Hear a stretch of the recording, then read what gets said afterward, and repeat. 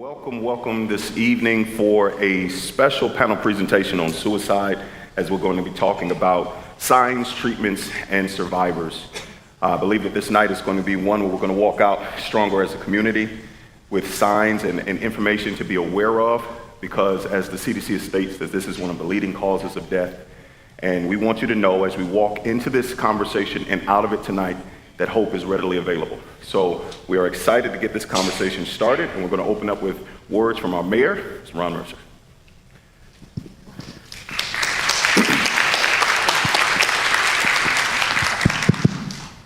Thank you, Will. Welcome, everyone. Thank you all for being here. And thank you to the Church of the Savior for hosting us in this fine church with air conditioning. It really helps right now. Thank you. I have a special thank you, though. I want to thank our City of Montgomery mental health team. So if you're part of that team, would you please stand? Thank you. Ryan, Tracy, Connie, Matthew, Rashid, where are you? Rashid's back there. Matthew, where are you? Thank you. Thank you for your work and your ongoing efforts to acknowledge, support, and to address the critical mental health issues that we have in our city. And some of the things that they've done over the last 3 years since they've been in existence, they have mental health forums like this one. We have written communication through our Montgomery bulletins and on our website and on the social media sites. We've had 2 mental health fairs, which have been just fantastic. Some of you I see nodding your heads have been there. And with great attendance, and we have plans for a 3rd, and it's probably going to be an annual event. So that has worked out really well. And the other thing we've done is that we've partnered with Care Solace, and you're going to hear more about this later. There's going to be a presentation on this. But what they are, they're an agency that connects people that have needs, and they're connecting them to other professionals, and they have a network of thousands of professionals, so they can address the specific and unique needs of those people. So we have some statistics from the first 2 months. They were operational in June. In the first 2 months, they had 257 requests, referrals, had 1,231 services that were provided in 2 months. And the turnaround time was like 2 days from the time someone notified them to the time that they had some services provided to them. This thing is only going to get bigger. I mean, it's off to a great start. It's going to get even bigger. And it, along with like the 988 Lifeline, those are 2 tremendous tools that we have at our disposal. How many people were at the Kevin Hines presentation last year? Raise your hand if you were. Wow. How many people know about Kevin Hines other than that? Yeah, Kevin Hines had a great story. And for those of you that don't know about Kevin Hines presented to us last year. He had a suicide attempt, and he tried to commit suicide by jumping off the Golden Gate Bridge. And a very small fraction of 1% of people survive that. And even if they survive it, they're not in good health after that. And Kevin had some very serious injuries. And during his recovery, Kevin was thinking about it. And he thought, I have a story to tell. There are things that I wish I could have done differently and better. Things that people should have done differently and better with me. And I'm going to tell that story. That's my mission. And by telling it and getting out in front of people and presenting it not only across the country here, but in other countries, that was his mission, and it helps take the stigma off of suicide. So this evening we have 4 panelists up here, and you're going to hear their bios later. But I want to thank them for coming and sharing with us their learnings and their experiences. So thank you all.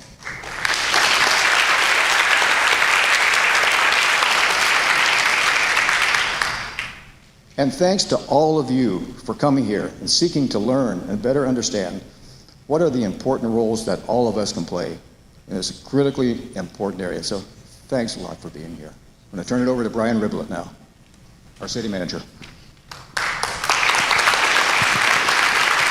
Thank you, Mayor.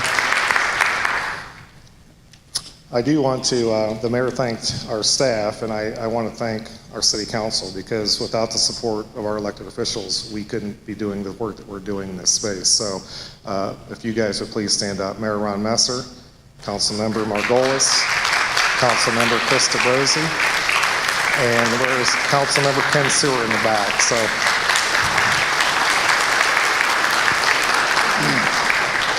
when I went to them with this idea 3 or 4 years ago, they just said, do what you need to do. We've got your back. We've got all the support you need. So we thank them for that.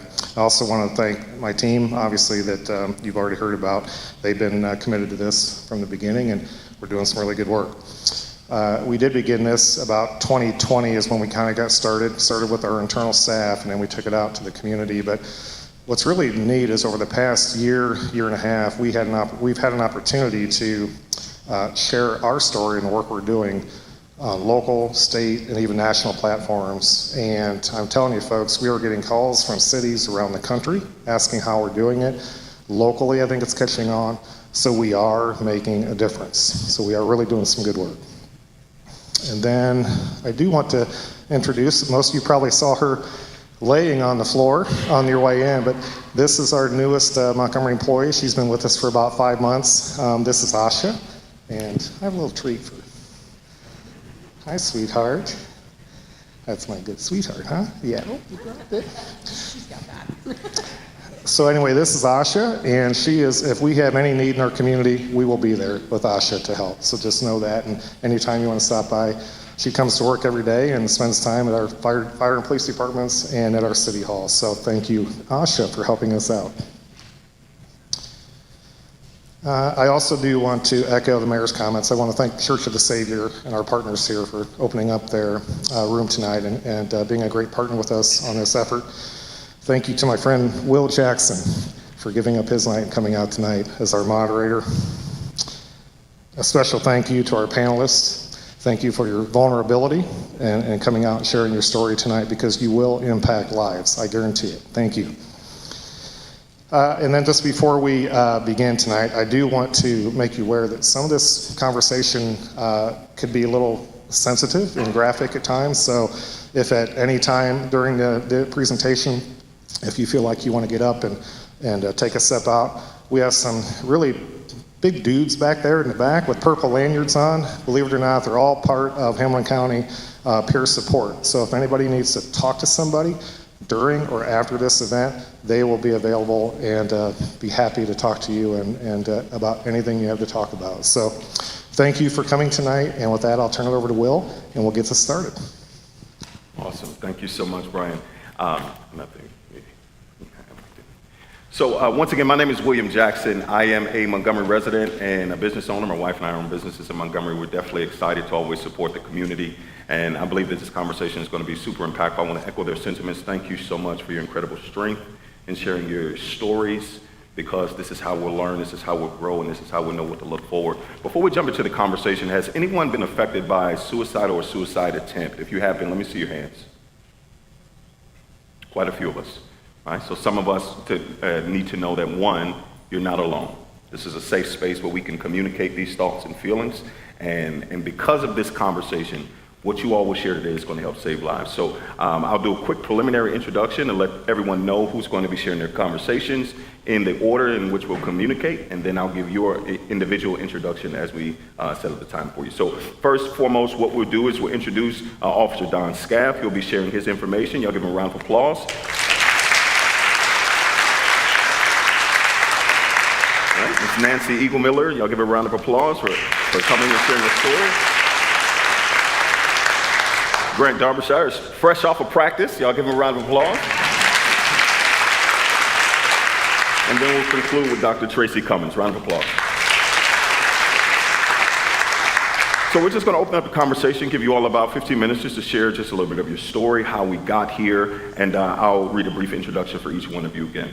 So Officer Don Scalf is a Cincinnati police officer who will share his journey that includes a suicide attempt, survival, and treatment. Don will also talk about how police officers struggle with the situations they face every day.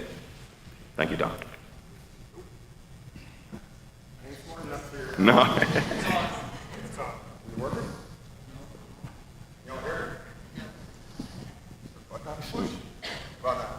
Let's see, let me take a look at that. I already messed it up. Are we muted? Hey, we'll just That will not be the first thing I mess up tonight. Sergeant Don, I've been a police officer for about 25 years. I started in 1999. I'm going to go ahead and say I'm going to try to behave tonight. but I am a dumb hillbilly from Kentucky, and I don't talk well, and I may have some bad words come out. I'm going to try to be polite, but it might happen. You're probably wondering why there's a chubby guy up here with a dog talking to you. This is Stella.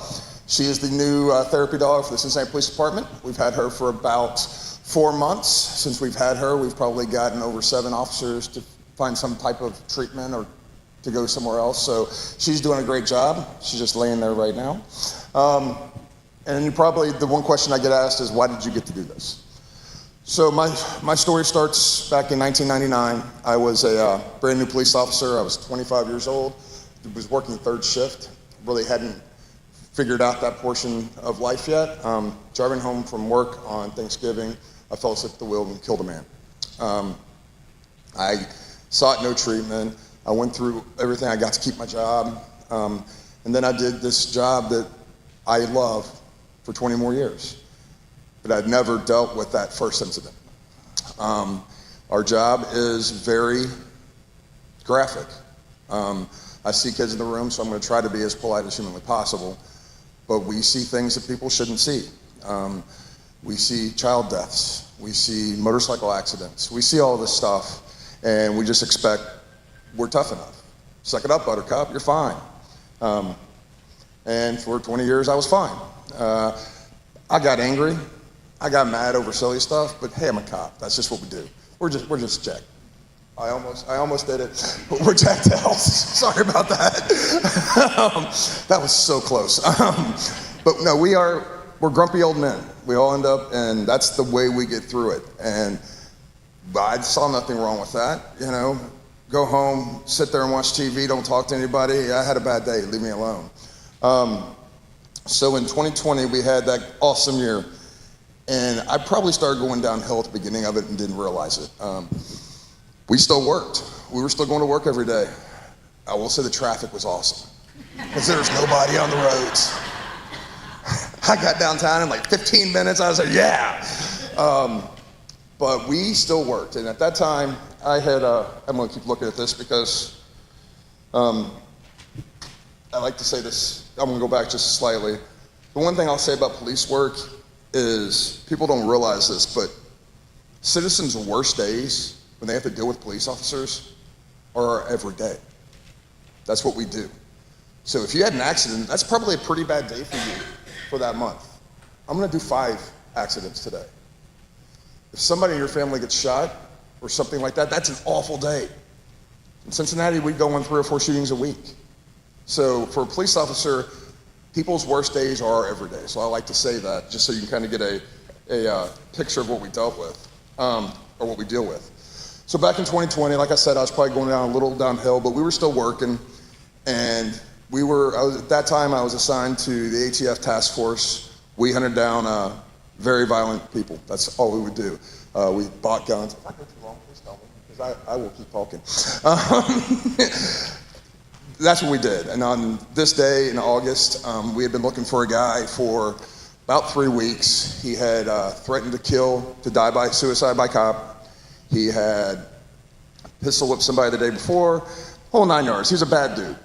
We get into a vehicle pursuit with him. I'm in charge of the pursuit. I'm the sergeant, officer in charge, and bad guy wrecks and kills an elderly couple.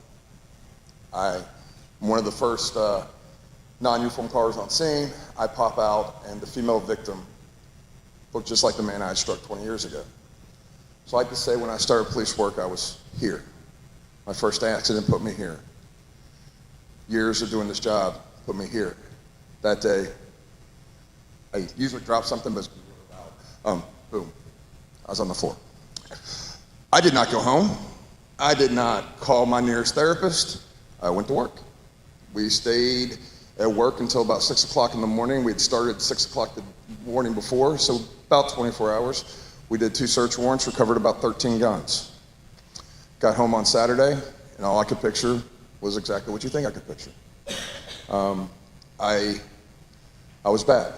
I was really bad, but I kept saying, I'm fine. I'm fine, you can't fix this.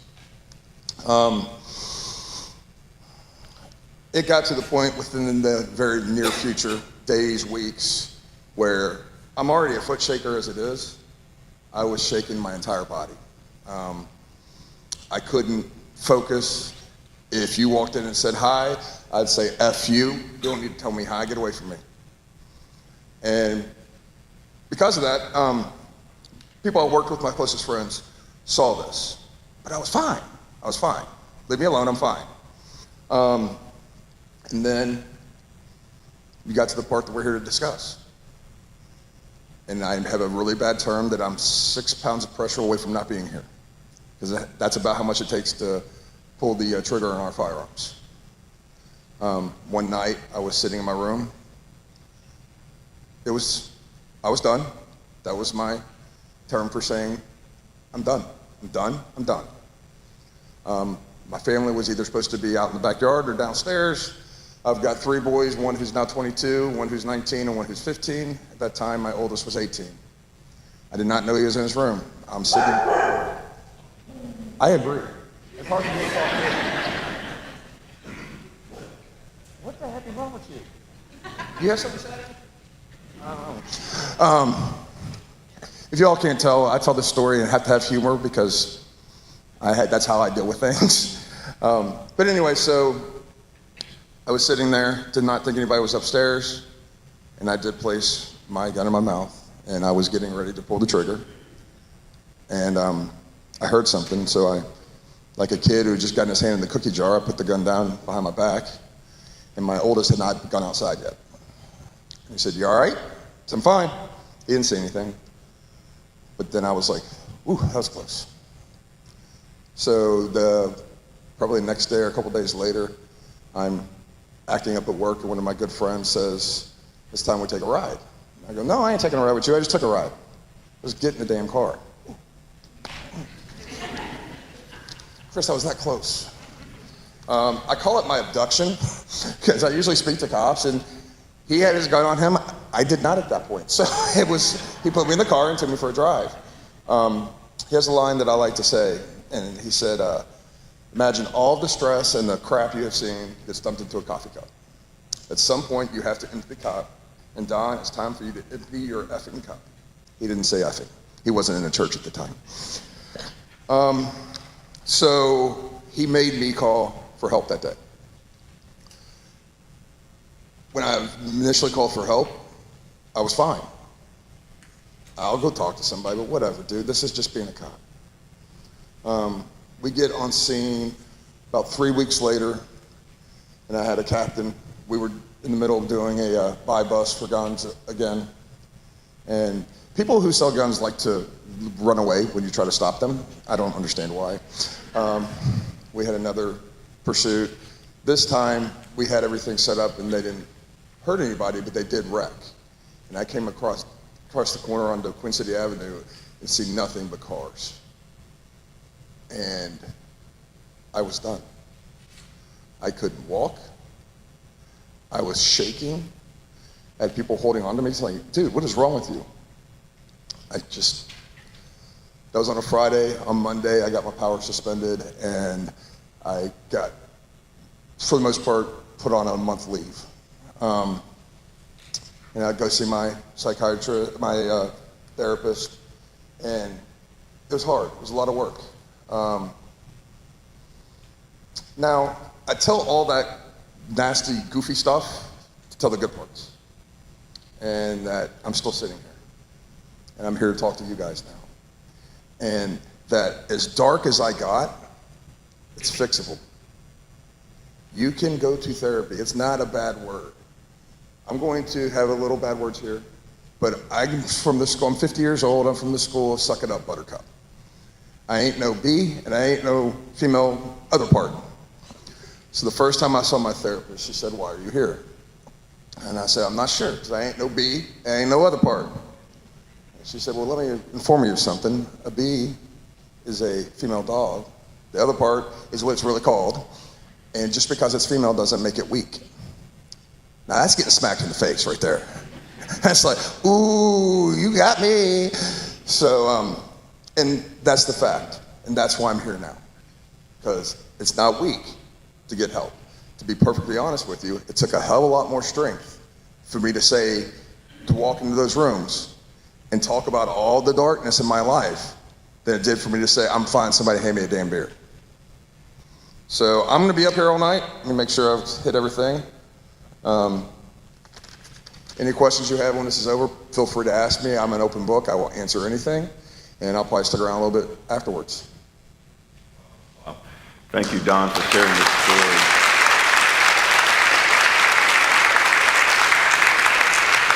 One of the things that really stood out is that I see this with people all across the world, is that we become masters at internalization, where we just tuck it and stuff it, and oftentimes it's taught to us from a very early age, where a child gets hurt and you say, oh, you're not hurt, shake it off. Get up, stop crying. And it starts to develop that narrative in our hearts and our minds that whatever I'm dealing with, I need to tuck. So I think some of that you're sharing tonight is helping someone who may have that type of tendency to just tuck away my issue, my pain, because I got to show up for my children, because I got to show up for my spouse, because I got to show up. So it's that aspect that I think is going to help someone tonight. You was about to say something? Yeah, I appreciate that. We grew up playing football and sports and stuff, and that's where the suck it up buttercup, get back out there, you're fine. And then I go into policing, and I'm not showing that I'm weak. I wasn't, but I wasn't going to show anybody I was weak. So yes, you're right. You suck it up, you just get it all down, and you'll deal with it and just go back to work. Wow. Wow. Thank you so much for sharing, and for the fact that you're still here to share the story, and thank you for your service for the city. Very grateful for you. Round of applause for Don.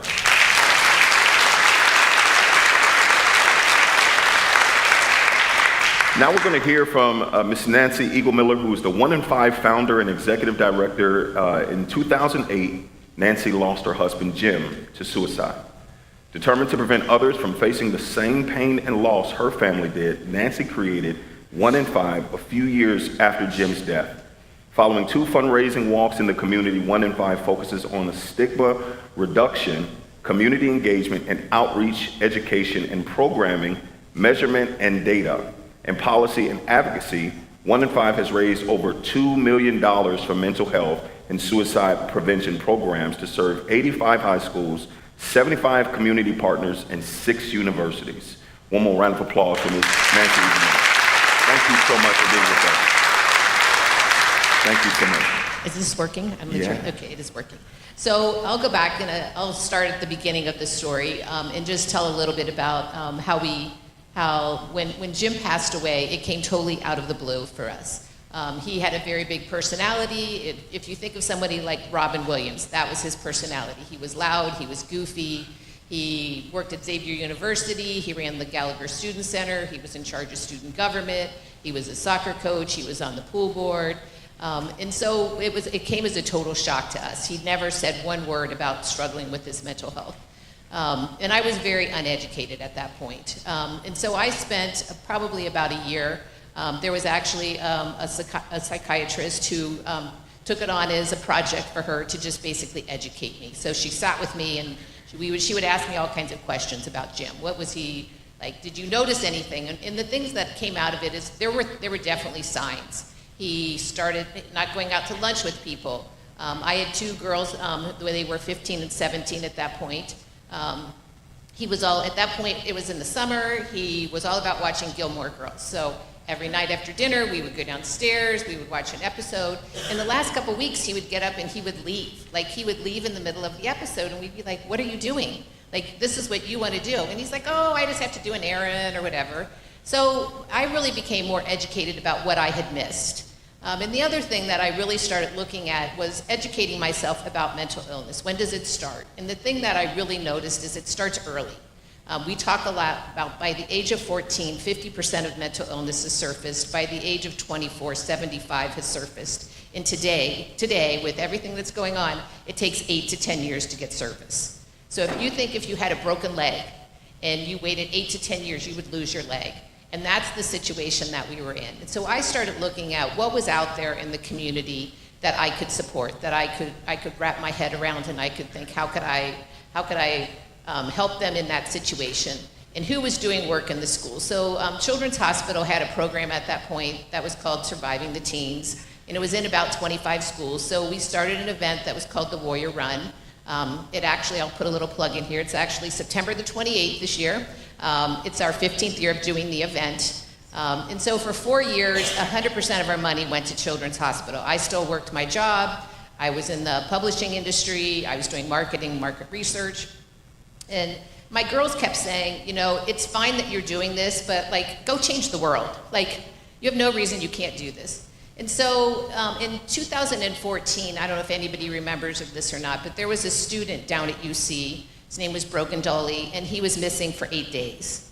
And thousands of people were out looking for him, and he died by suicide. And it was around Memorial Day weekend. So I went into work the next day, and I sent a message to Santa Ono, who was the president of UC at that point. And I said, we need to use this energy for good. And he said, come to my office right now. So I said, okay. So I went down there, and he said, let me tell you my story. He's like, I was diagnosed as having bipolar disorder in my 20s. I've attempted suicide twice, once when I was 14 and once when I was 29, and I've never talked about it. And I like you, and I'll talk about it for you. And I was like, he's like, have an event.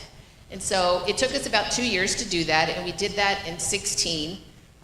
It was actually called 1 in 5, so that's when we started using the name 1 in 5. And he had just taken on the job of the president of UBS out in British Columbia, so he had nothing to lose. So he came to our event, he told his story, and he was really good on social media and with the media. So he left our event about 9:30. By 10:30, it was everywhere. It was on the front page of the Enquirer, it was on the news channels, and all hell broke loose. Like, I was still working full-time at my other job, and people came out of the woodwork to say, how do we help you? And so I just said, okay, I'm quitting my job. I'm going for it. I'm gonna go and do this work. So he said, Santa said, you need to start working directly with schools. So he introduced me to all the presidents of the universities, and that's really where we started. And we asked questions about, what are you doing in this space? And basically everybody had a counseling department, but they really weren't doing any education with the students. So we started doing QPR training, which is gatekeeper training with RAs, with faculty and staff. We started looking at peer organizations, so kids could be educated and they would know what they were looking at, and they could get people into services. UC has what they call mental health champions. There's like 120 people, faculty and staff that actually are trained to know what they're looking for to get people into services. And then we started working directly with high schools. So that number that you said is really out of date. So now we work with over 220 schools in 11 counties. And we work with about 80 community organizations. Just to give you an idea, in 22 we did about 250 trainings. Right now we've done over 570 through today.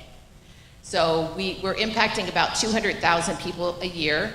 We do education that is teaching people signs and symptoms, resources, how to have conversation, and then we also do a lot of education about how do you keep yourself healthy.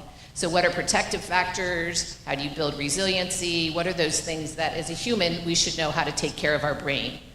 We talk about normalizing the conversation about mental health, that we all have a brain, it controls everything in your body, and when it's not healthy, you need to take care of it. You need to get the help. There's no shame. If you have a heart condition, we don't shame you, but for whatever reason, there's still a fair amount of stigma around mental health.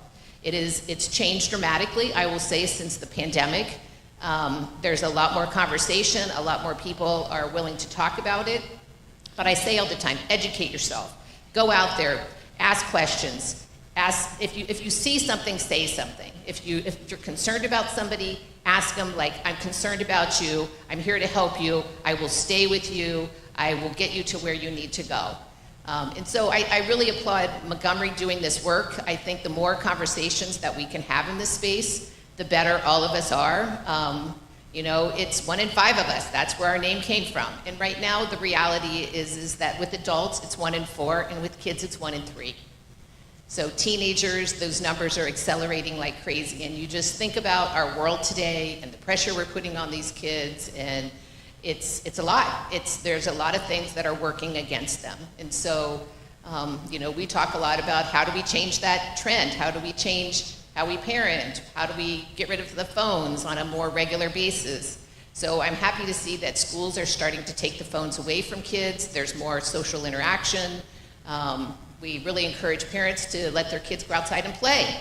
They don't get a phone until they're in the 8th grade. There are a lot of things that people can do to change this trend, but it's going to take everybody talking about it and making changes. So, Wow. thank you. Wow. Round of applause. Thank you. Thank you first for the incredible work that you're doing. I'm so sorry for your loss and your husband. One of the things that stood out for me is that you said he was a high performer, which is one of the things that I have a very close friend of mine who tried to attempt suicide, and he said the more he was able to produce at a higher level, the more depressed he was. So that's one of the things, is that I think that people, some of the signs is that somebody's not okay is if they're not producing, or if they're in a slump, but depression looks different for everyone. So I think that's a key takeaway. And you mentioned the students. What would you sum maybe, and we'll get into the questions here a little later, what may be the top thing that sort of contributes to children?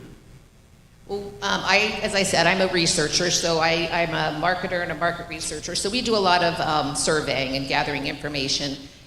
We've done a lot of research about in high-performing schools. We ask the kids how many hours a day are they in school. How many hours a day are they doing extracurriculars? How much are they sleeping? We do an anxiety and a depression screen. What's their grade point? And then we ask them, where's the pressure coming from? And it's across the board, all schools, pressure from self. I'm not good enough, I have shame, I have guilt, I don't stack up. And it's those kinds of things that pressure that we're putting. They're not sleeping enough. They're only sleeping about 6.5 hours a night. They need to be sleeping at least 8.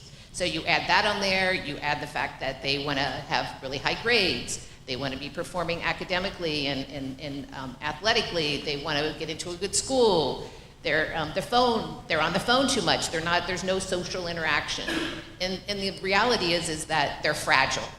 Like, we're not letting them fail, we're not letting them experiment, they have no free time, they have no joy. Like, we ask them, where's your joy? And they're like, we have none. The other thing that they say is that the adults don't understand, because our world is very different than their world, and you don't understand what it's like today. And so we don't feel protected, we don't feel like we have the ability to speak honestly and frankly with you. And so it's, we talk a lot about trusted adults, that you need to be present, you need to just sit there and listen.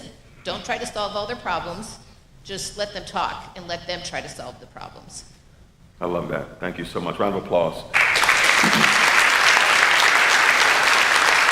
So many powerful things that we're extracting from this conversation already. One, don't settle for I'm fine, right? Have the courage to dig a little deeper, to go beneath the surface, because especially as men, we are very much easily driven by our productivity, right? So we'll manage the stress and we'll tuck it in because we have to be the pillar of strength for our family.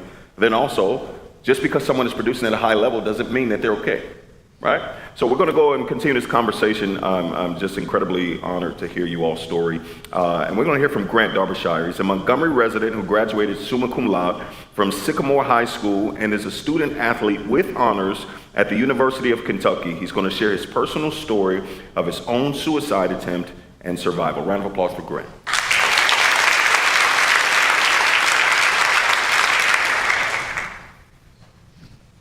Hello?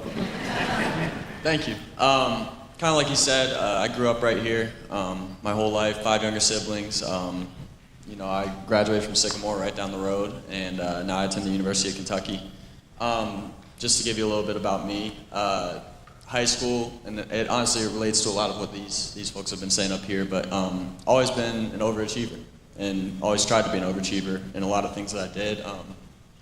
Graduating summa cum laude, and kind of like he said, kind of ran down my whole bio, National Merit Scholar, all these things. And I get to college and I'm like, I need to be that same person.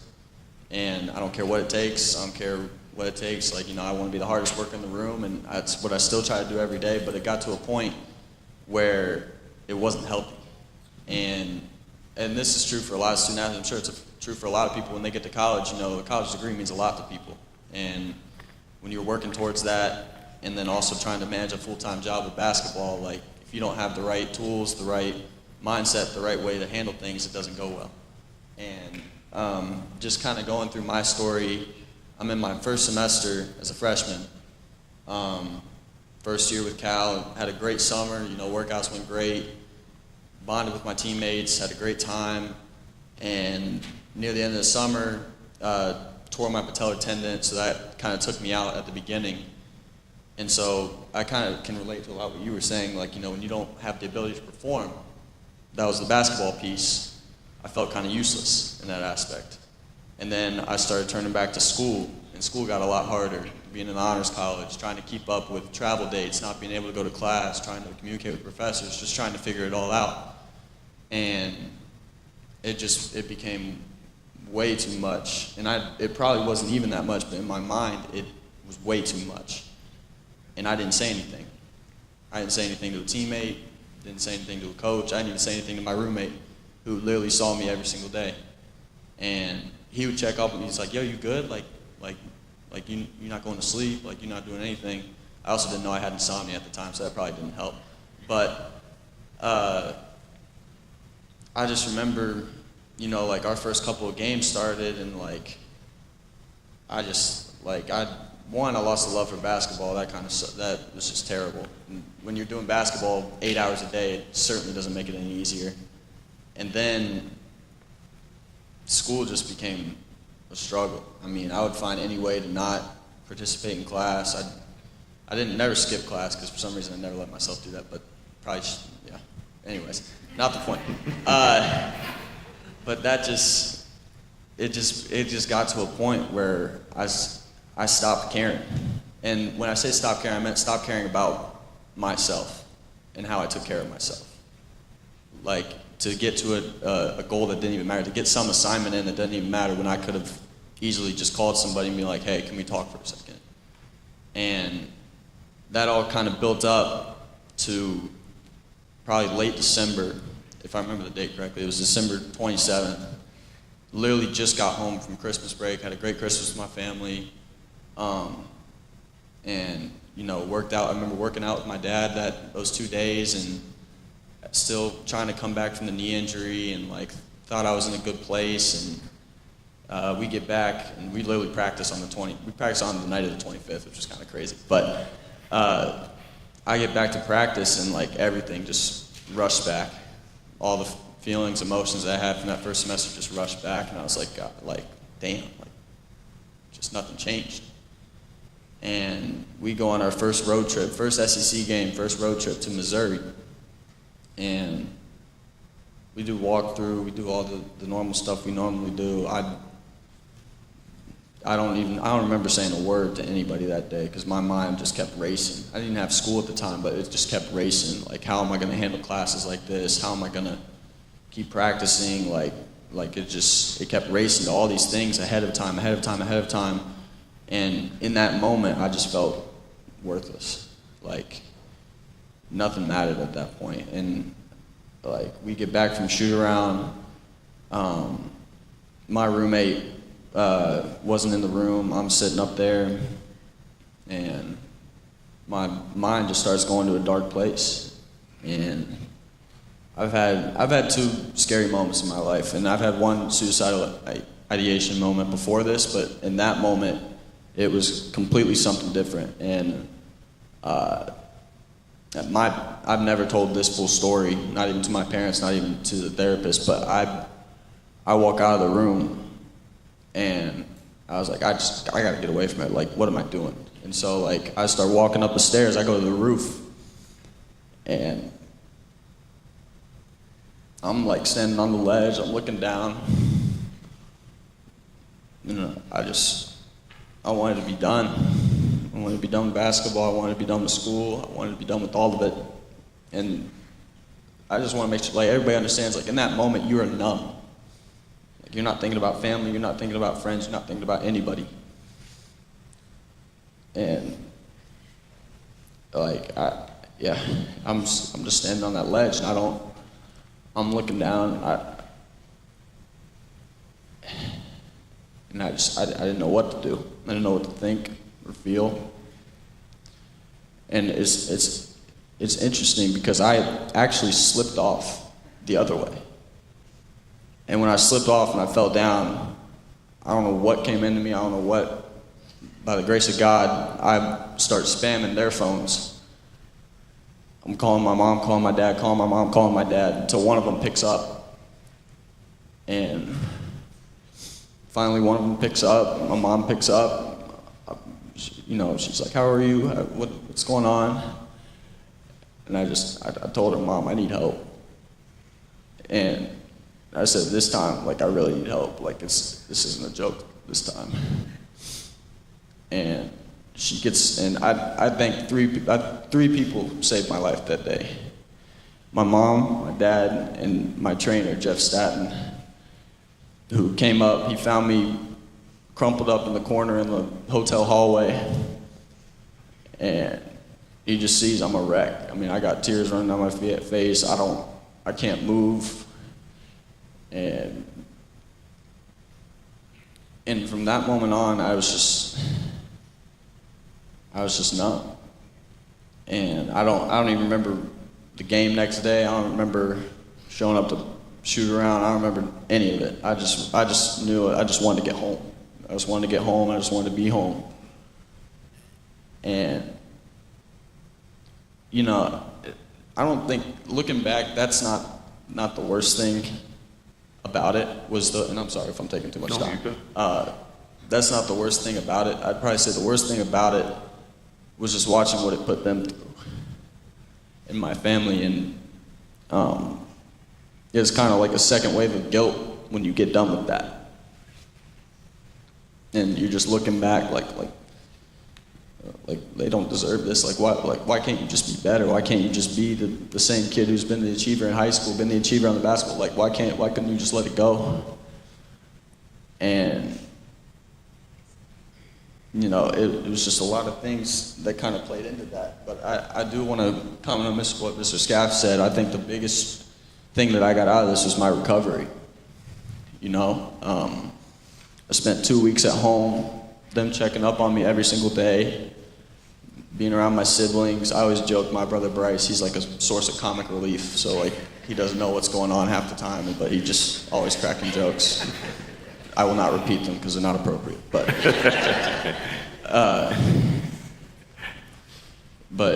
I mean, I got help, I got put on new medicine, but I'd probably say the biggest thing is I found new resources to talk to through all this.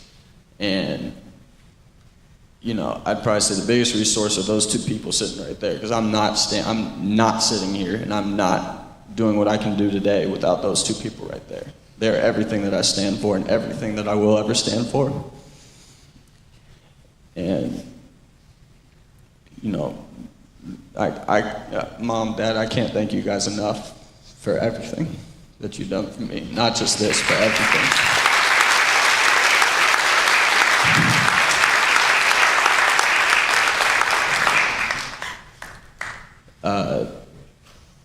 But just going back to my recovery, he said it best, everything is fixable, all right? But you have to be willing to work for it as well.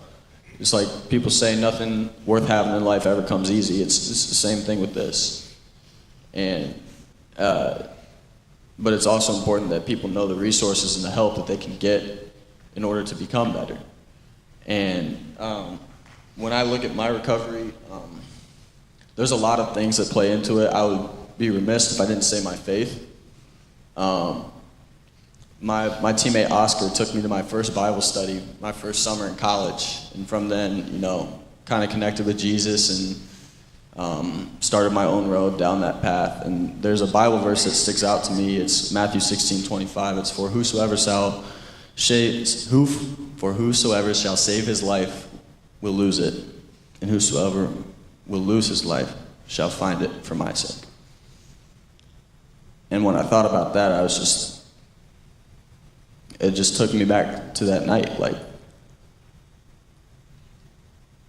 If I'm willing to lose my life for my faith, for my family, for everything that I stand for, then I can be glorified through his name that way. And even if anybody is not faithful, I can put that another way. I mean, the family, the people around you, when you think about suicide, when you do something like that, you don't just kill yourself. You kill, he said it to me, he said you kill 3 people. You kill yourself, you kill your mom, and you kill your dad. Because no matter what your other 5 siblings do, it doesn't matter, because you're gone. And that's the same thing for everybody here. If you lose somebody like that, any person that you touched, any person that you had an impact on, that's gone forever. And a piece of them is always going to be missing when you are gone. So that was probably the biggest thing for me. And then I'm sorry, I'll wrap it up here, but the last thing that I kind of live by from this is if it doesn't challenge you, it doesn't change you. And that's not just for this, it's for sports, school, anything, but especially this, because I work with a lot of mental performance coaches, people who helped shape my mind in a different way to have a positive mindset in everything that I do. And when you look back on this, I mean, I talk to my dad about it all the time. There's never going to be a harder moment in my life than that. And so after that, I'm like, well, shoot, I'm about to go conquer the world. I don't care what, like, I mean, I'm about to go do whatever I want to do then. And when you have that outlook, and I'm not saying not to be cognizant, I'm still cognizant of everything that's going on, but I'm also cognizant of the fact that if I can get through that and continue to be able to do school and show up to class on January 1st when I got back, and continue to show up to practice and eventually keep building relationships with my teammates, there's always a way for it to be fixed.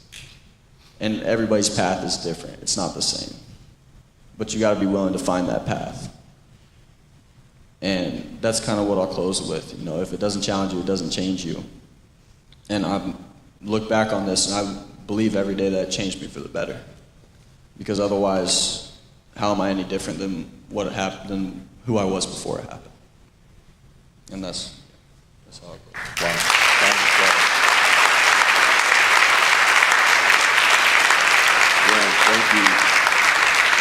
Thank you for your incredible strength and sharing your story. And one of the things I got and highlighting from your story, and I wonder if you confirm this, is that when you got that injury, did it sort of shake your identity in terms of what you were building your life on? Because I see oftentimes that when that identity is shaken, it draws us into isolation.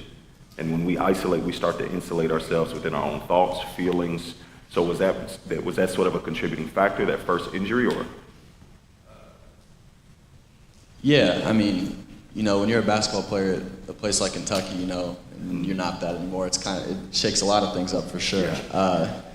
But I think it was more just not being able to kind of contribute to my team. You know, my whole goal out of high school, I don't know if anybody knows anything about Sycamore basketball, but my senior year in 2022, we won our conference for the first time in 13 years, set a bunch of records, and that kind of rejuvenated my love for basketball. And I said, when I come here, I got one goal, and that's to be the best teammate possible and support these guys in whatever way I can, on, off the court, everything. And when that value kind of got taken away, not even from a basketball standpoint, but because of what was going on up here, that's when I knew something was off. And I'd lost a part of myself that way.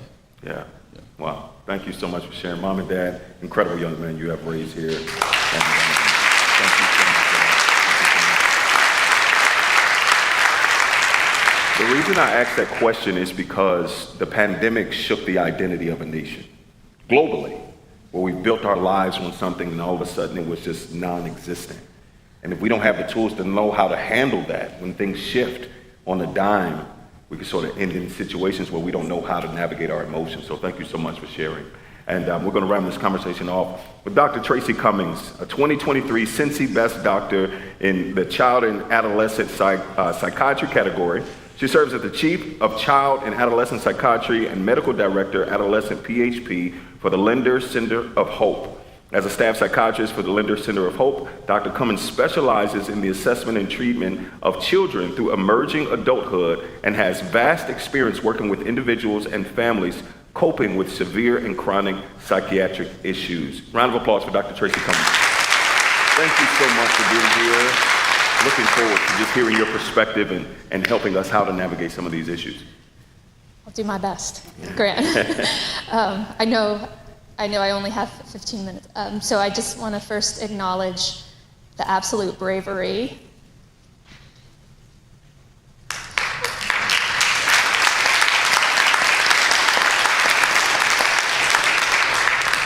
on the stage, but also in the audience, and really the city of Montgomery in general. This is not an easy conversation to have, and All of you could have chosen to do any other number of things today. You could have went on about your ordinary day. But an ordinary day in our country also includes the suicide of about 135 individuals. And that equates to well over 49,000 lives lost to suicide in our country every year.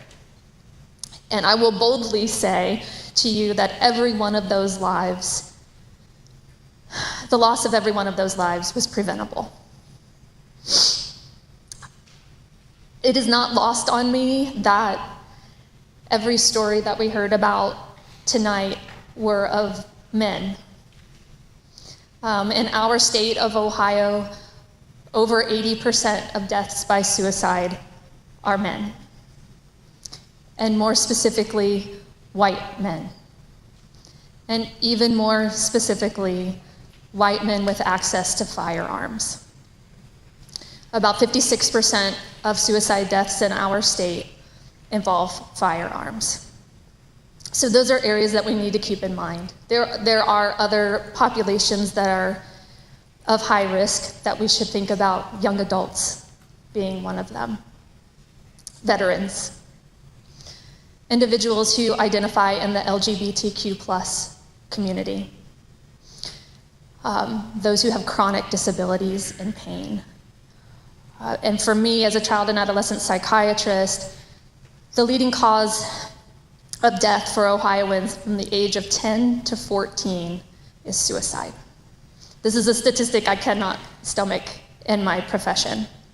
So as a mental health care provider, speaking for myself, but also for my colleagues at the Lindner Center, we are vigilant about assessing for risks, looking for warning signs, and trying to intervene in the most thoughtful way that we can. So this opportunity tonight is really a chance to magnify the impact knowing about those things can have, to rally us all around the fact that suicide is preventable.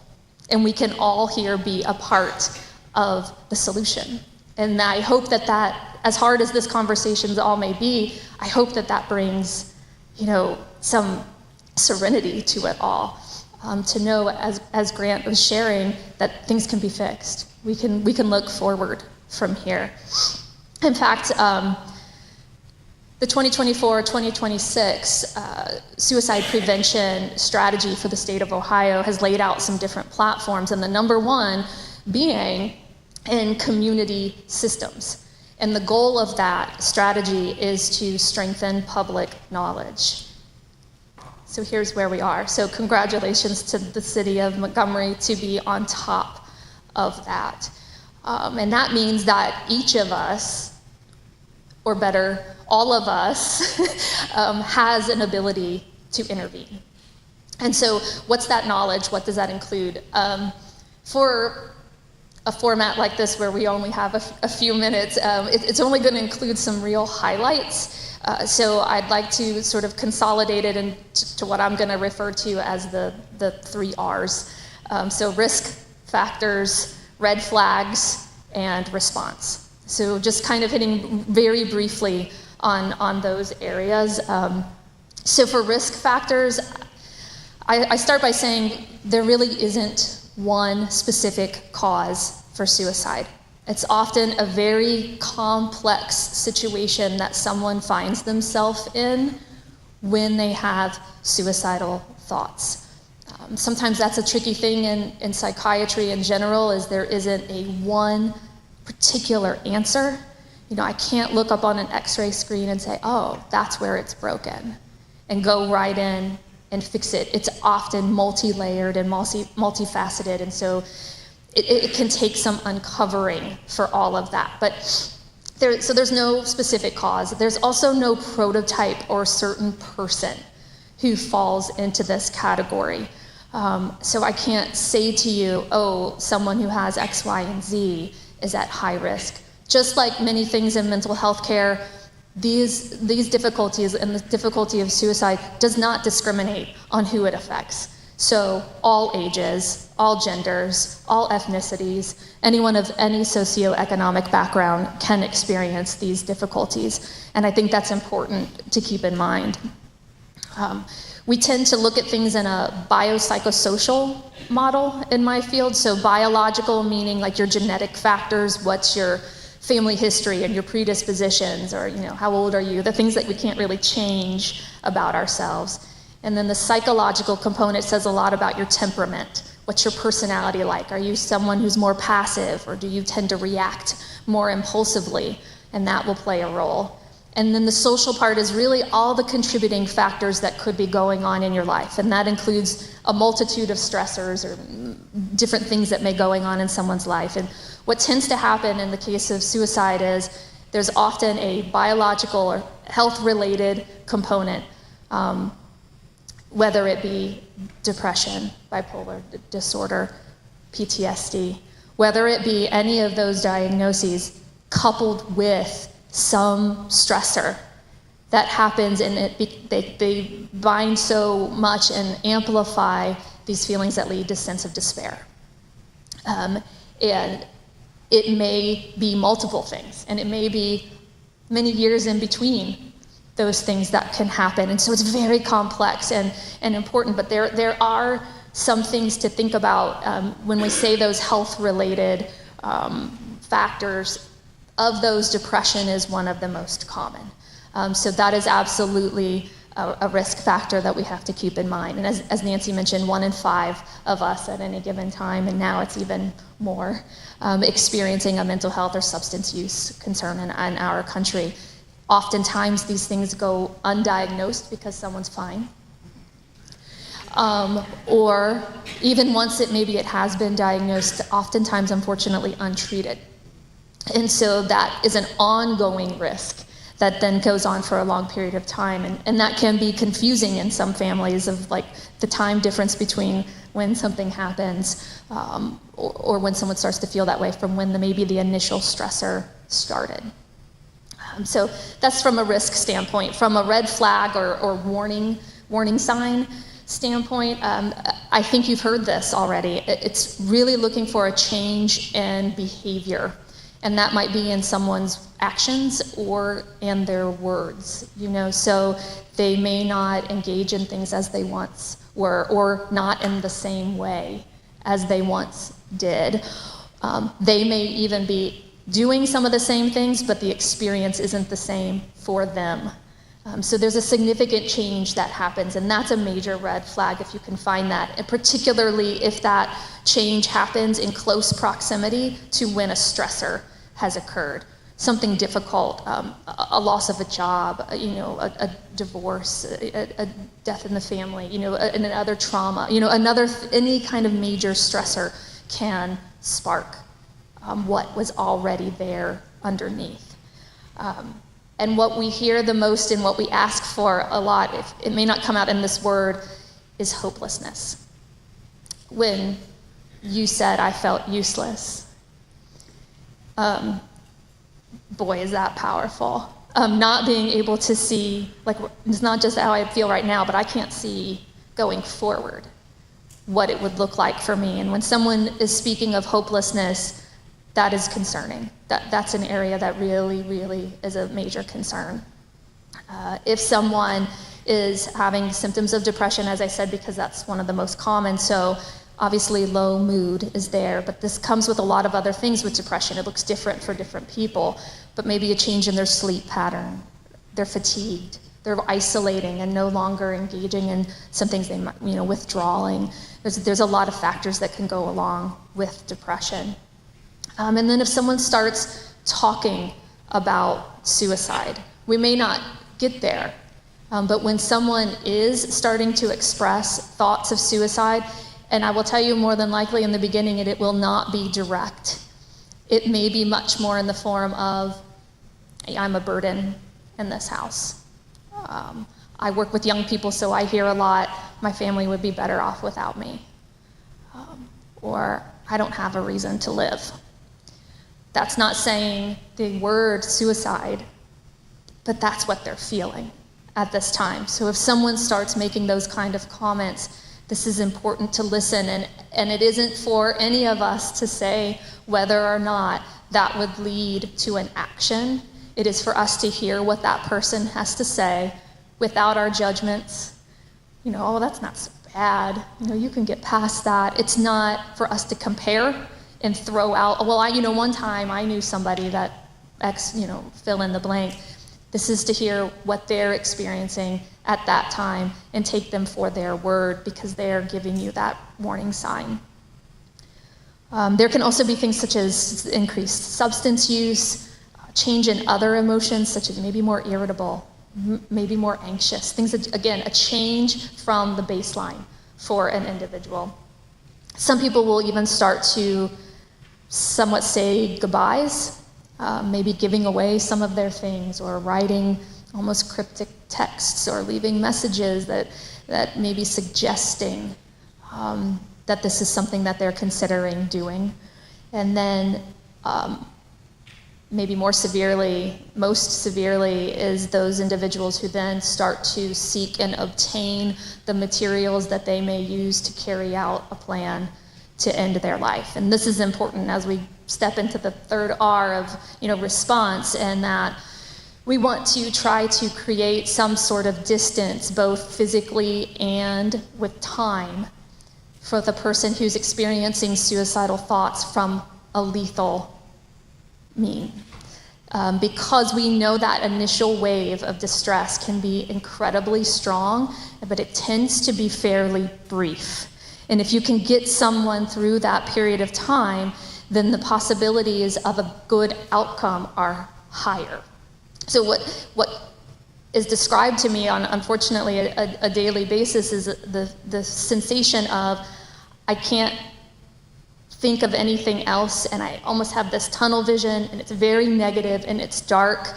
And at that point, someone isn't able to look at their possibilities, and so if they make a decision at that moment that this is what I'm going to do, and they readily have available something that could be lethal, the possibility of that occurring is much, much, much higher. We are lucky that you are sitting in this seat. We are lucky that you are sitting in this seat. And so as responders, and this isn't just for someone like me in the mental health care field, because I only see a fraction of people, the ones that come into my office, but for you, with maybe someone you care about, or someone in your community, there's a real opportunity here, and it doesn't require you to know any fancy words or things, but to sit with someone to keep them safe. To directly ask someone if they are having thoughts of hurting themselves. And I know that can feel like a very daunting task.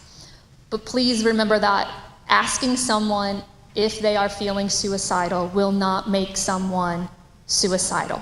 There are a lot of people who will hesitate to have that conversation because they worry, if I say that, then I'm going to put this idea into this person's mind, but either someone's suicidal or they are not. You are not going to instill that into their mind. In fact, you acknowledging that this may be going on and giving them a chance to speak to you about it may make all the difference in the world. Your colleague needed to take you for a ride. And so you may need to turn to the person that you care about and say, I noticed you haven't been coming to church. I noticed you're leaving the show when we're watching it. I'm worried about you. I want to talk about how you're feeling. Those I statements, starting your sentences with I feel, or I need, or I will, is really effective because it breaks down the defensiveness that someone may have, instead of me saying, why are you not coming to church anymore? But if I say, I noticed and I'm worried, boy, it's a lot harder for someone to feel defensive, and you're opening up the conversation that may be the conversation that saves their life. There are local trainings that you can actually attend. Nancy's 1 in 5 group does QPR training, and 2 a month. So if you are interested in this, but has anyone ever been trained in CPR before? Many. Okay, so QPR is a similar philosophy in the mental health care field in that the concept is that you recognize symptoms early, and the faster someone can act and intervene, the higher likelihood of positive outcomes. So QPR stands for question, persuade, and refer. So directly questioning someone about their thoughts of harming themselves or ending their life, and maybe their intentions to do so, asking directly about those things, persuading them to allow you to help them, and that may be telling them you are helping them, and not just asking permission for that, and then refer, and that's maybe sitting with them until a safety plan can be worked out or you get help that you need, and that could include local supports that you know is involved with that particular person. It may be removing some of those lethal means from their access. It may be connecting them to a mental health care provider. It may be having to call 988, so the National Suicide Hotline, 24/7 available. It's like 911 equivalent. You can do 911 too, if that's the only number that comes to you, if you need someone there immediately for assistance. And those are intense. The lighter side of this is I always, whenever these conversations may be happening, I encourage people to be listening for opportunities to build up protective factors. So we talked about risk factors, and Nancy mentioned protective factors. Protective factors is important because these are the things that can help as we get through that tunnel. Once we can get them out of that tunnel where they're only seeing the negative, these are the things that can help keep them from getting back in to the tunnel. And the number one, for me, protective factor is connection. Whether that's connection with your family, if that's with your friends, if it's with a community, some sort of support system there. When you are a part of something, then you feel that you belong. You're not going to feel like you're not worth it. And that's super powerful. So I appreciate Grant wrapping up with a quote, so I'm going to end mine with my favorite Dumbledore quote. And so happiness can be found even in the darkest of times if one only remembers to turn on the light. And so this is an opportunity for all of us in the room to be able to be someone that can point to the light switch for somebody and help them get there, and that's incredible. So thank you, City of Montgomery. Round of applause.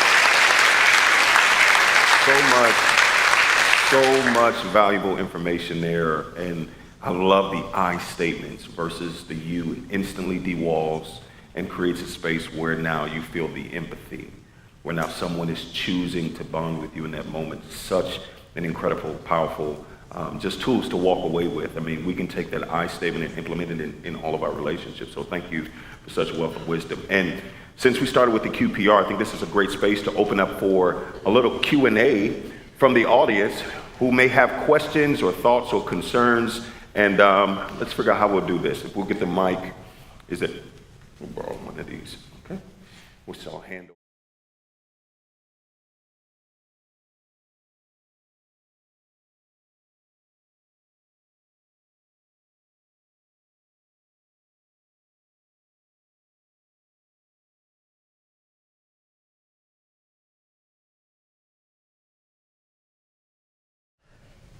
I will say is that there's an organization in Cincinnati that's called Mind Peace, and they're really a systemic organization that is working with area schools to put therapists into the buildings. So they work with about 250 schools in the greater Cincinnati area, which means that there are therapists that are in every building. They go to work there every day. They're the counselors at the school, the staff at the school is all trained to know what signs and symptoms are. They also have screens that they do what's called the Columbia screen, which is a mental health signs and symptoms sort of a screen that they can do to know if that child is in crisis. And then they can get them into service. They can get them into service at the school, and if they need more intensive, they can get them into Children's Hospital for the most part, or at the Lindner Center. So there is a lot of screening that's happening. There also is a House bill that was passed last year. It's House Bill 123, and it requires that there be 1 hour of suicide prevention training. One of the approved programs is called Signs of Suicide, which also has a screen as a part of it. So if a school is implementing signs of suicide at the school, they're doing a screen with every single child that's at that school.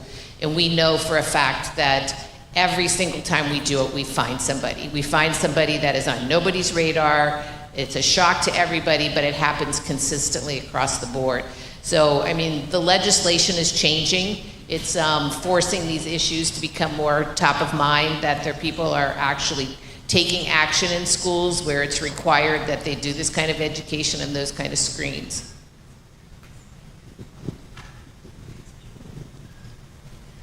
It's an excellent question. There are also a lot of pediatrician offices and primary care offices that are now integrating a very short screen called the PHQ-9 into their assessments, either while you're in the waiting area or things just in even just a couple of questions that can be one of those red flags for someone to spend a little bit more time.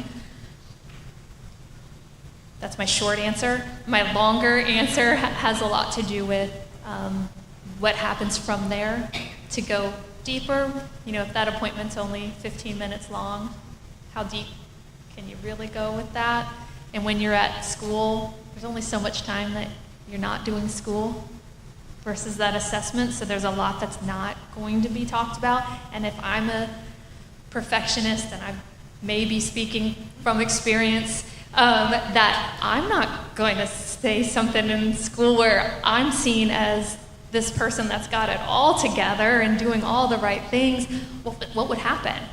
You know, I may worry about that. And so I talk to a lot of teenagers where they just got back from a wonderful thing.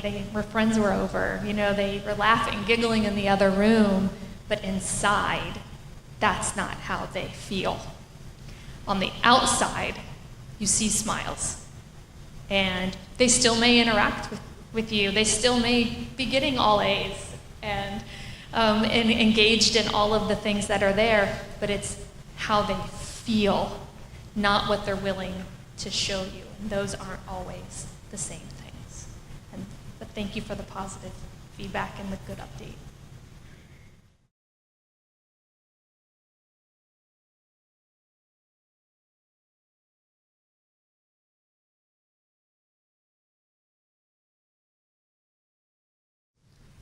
Absolutely. It's quite recent, but the U.S. Surgeon General put out an advisory on social media and youth.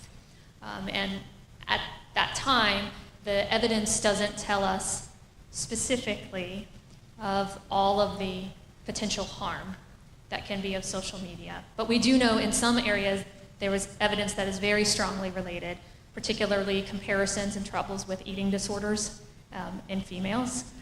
That's pretty solid, that social media has a role in that. And you mentioned cyberbullying, essentially. So because now the bullying can look very sophisticated, a lot different than knocking someone into a locker at some point in time. With the access of phones in someone's hand, there can be a snapshot that's taken and posted to thousands of people nearly instantly. And for someone, if they have anxiety, or depending on what that picture shows, there can be an absolute detriment that comes from that. I think what the advisory also noted in there was that right now we're sort of reserving the right to say for certain about it being dangerous. It commented on there still being obvious pluses sometimes of being in social media for some people who feel maybe they live in a community where they aren't welcomed by everyone around, but they can find an online community that's protective for them, actually, compared to some people that may get into a community that is pro-anorexia, for example, and that is detrimental to that individual. So it really depends, and it also depends on the child or the teenager who's utilizing those resources. We have to remember that our brains are not fully operating at their full capacity until we're in our mid-20s. So when we are, this is true, but we let people drive at 16, we let people vote at 18. We have a lot of things that can happen even when we're not in full gear yet. And so what that means is the way our brain develops is the part of our brain that's really good at reacting quickly, which can be awesome for young people because they can adapt and do things that older people cannot, right? Have you ever seen an older person try to play video games that are currently out there? You will lose every time. But young people can learn it so quick because their brains are still, this is the way they are wired. So this part of their brain is in full force with being able to quickly and impulsively react, but their ability to plan and problem solve and reason and things, that's in the very front of our brain, that's the prefrontal part, that's the last part to develop. So when you put something in front of them that then maybe wants to send them messages and rings and snaps and something all day long, they can't stop that impulse on their own. So there is a wide range of people who want to say, we need to limit phone use, and specifically some of the social media sites. There are really good books out right now. The Anxious Generation is a really good one if you want to read about some of the impacts of social media on youth. But it's the reason why I don't say it as an absolute in terms of the evidence is because right now we don't have all of the evidence. I think we're learning about this. I think this is something that when we meet 10 years from now, I may be saying something very different to you with specifics. And I'd like to tag on to that. I've worked with teens and young adults all over the world, and what I think I see in addition to that wealth of information too, is as parents, two things we're seeing that really helps is to keep communication and affirmation always running in your home, right? So having the channel of communication always open, so when there is an issue, he feels comfortable calling mom and dad, right? And then two, always affirming who your child is, so they don't have to hear it from the outside sources. Because social media starts to inundate them and they start to compare and they start to listen to the voices. But as the parents, if you are consistently affirming who your child is, they know who they are, they know who they were called to be consistently. They're hearing it from you all the time. When someone else tries to go against what they've heard their entire life, they can stand firm on knowing who they are. And that has been one of those things that's helping kids stand on the true essence of who they were called and created to be. So communication, affirmation, as we continue to move forward in that conversation. I just want to add that. And I believe, Brian, you're going to turn over to you. Wow. What a night, huh? Powerful night.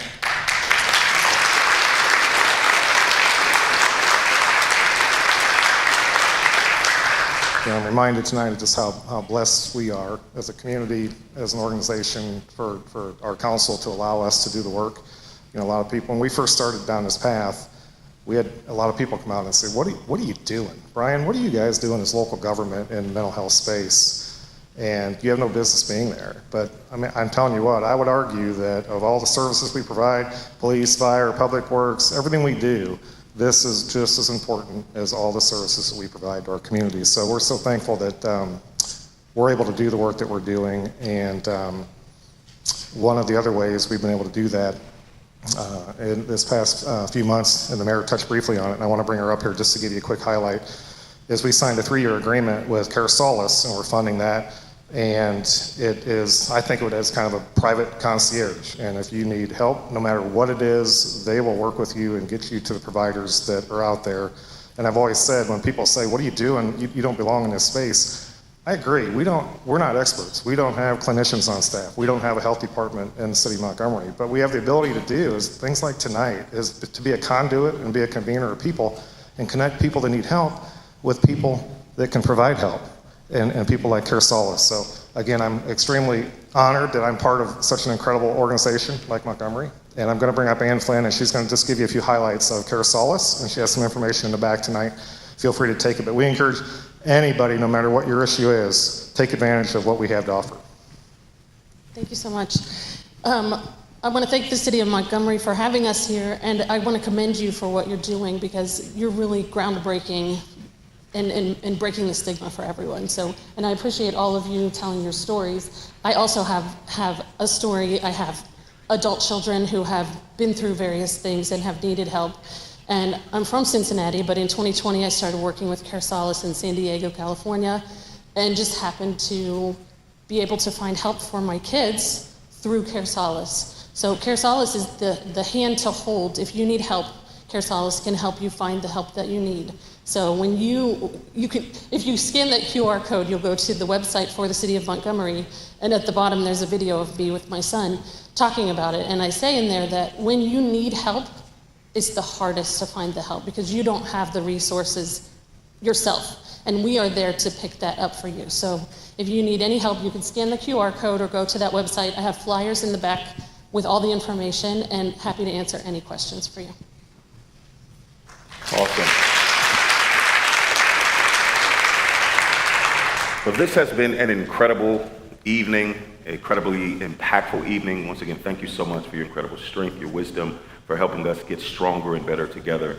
And as we walk out of this evening with so much information, I want us to do one thing. Can we do this? Let's all stand as we get ready to leave out of here tonight. And I want you to look somebody in the eyes. Look somebody in the eyes. Find somebody who's your partner.